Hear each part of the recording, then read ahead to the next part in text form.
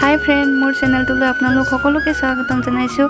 আজি মই আপোনালোকৰ লগত এটা ৰেচিপি শ্বেয়াৰ কৰিব ওলাইছোঁ। ঘুগুনি এটা ৰেচিপি কম তেলত কম মছলাত কেনেকৈ বনাই খাব পাৰি সেই অলপ আপোনালোকৰ লগত শ্বেয়াৰ কৰিম বুলি ভাবিছোঁ। আহকচোন তেনেহ'লে মই ৰেচিপিটোনো কেনেকৈনো বনালোঁ আপোনালোকে অলপ চাই ল'ব। ঘুগুনিখিনি বনাবলৈ মই ইয়াতে মটৰ, আলু আৰু কেঁচা জ্বলা 4টা মই বইল কৰি লৈছোঁ। কেৰাহীতে মই বইল কৰিছোঁ, কুকাৰত বইল কৰা নাই। ইয়াতে বইল কৰা পানীখিনি মই ৰাখি দিছোঁ। আৰু এইফালে মই মছলাখিনি লৈ লৈছোঁ। তেজপাত, শুকান জ্বালা, পাঁচফোৰণ, আদা নহৰু থেতেলাই লৈছোঁ। আৰু এইফালে কেৰাহীখন গৰম কৰি তেল ঢালি দিছোঁ। তাতে তেজপাত আৰু শুকান জ্বালা মই দি ভাজি লৈছোঁ। এতিয়া ইয়াতে মই পাঁচফোৰণ দি দিছোঁ। পাঁচফোৰণখিনি অলপ জ্বলা টাইপলৈকে মই ভাজি ল'ম। তেতিয়া লগে লগে মই আদা নহৰু থেতেলাই লোৱাখিনি মই এতিয়া ইয়াতে দি ধুনীয়া কৰি ভাজি ল'ম। ইয়াতে মই এতিয়া ধনিয়া গুড়া অলপ, জিৰা গুড়া অলপ মই দি দিছোঁ। নাম মাত্ৰ দিছোঁ, বেছি দিয়া নাই, একেবাৰে কম কৰি মই দিছোঁ। সেইখিনি দি মই ধুনীয়া কৰি ভাজি লৈছোঁ।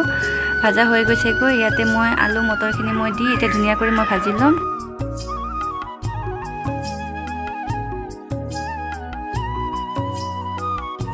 আলু মটৰখিনি অলপ টাইম ভাজি লোৱাৰ পিছত ইয়াতে মই নিমখ আৰু হালধি মই দি দিছোঁ। এইখিনি দি ধুনীয়া কৰি মই আৰু ভাজি ল'ম।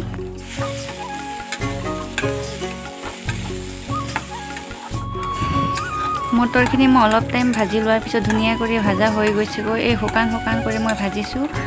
এইখিনি ভাজা হৈ গৈছেগৈ, ধুনীয়া কৰি ভাজা হৈ গৈছেগৈ। এতিয়া বইল কৰি ৰখা পানীখিনি মই ইয়াতে দি দিম। ভাল কৰি মটৰ আলুখিনি ধুই মই বইল কৰিছিলোঁ। সেই পানীখিনি মই এতিয়া ইয়াতে মই দি দিম।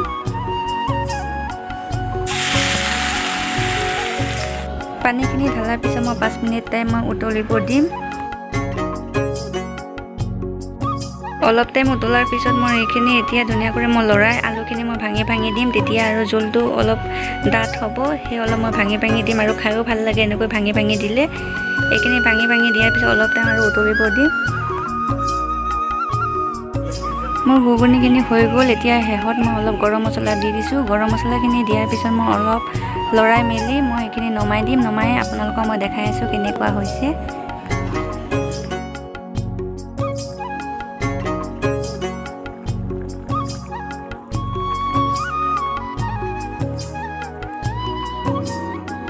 মোৰ ঘুগুনিখিনি বনাই হৈ গ'ল আৰু কেনেকুৱা হৈছে আপোনালোকে কমেণ্ট কৰি জনাবচোন।